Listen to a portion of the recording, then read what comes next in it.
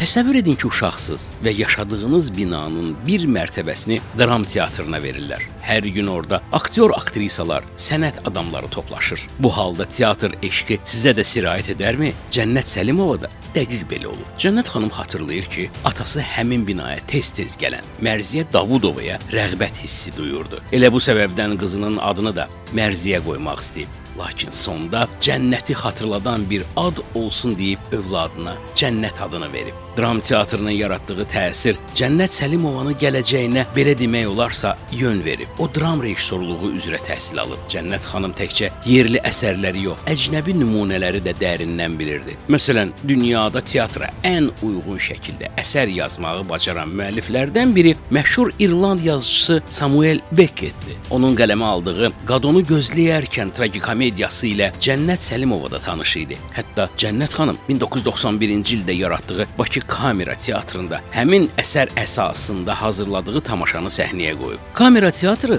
səhnə dekorasiyası sadə olur. Burada tamaşaçıların sayı da azdır. Bu da tamaşaçıların hər bir aktyorun ifadəsini və emosiyasını daha dərindən hiss etməsinə imkan verir. Bakı Kamera Teatrında Ezop, Sərgüzəşti Vəziri Xan Lənkəran, Mənim Ağ Göyərçinim, Göyçək Fatma, Romeo və Julietta kimi əsərlər də səhnəyə qoyulub.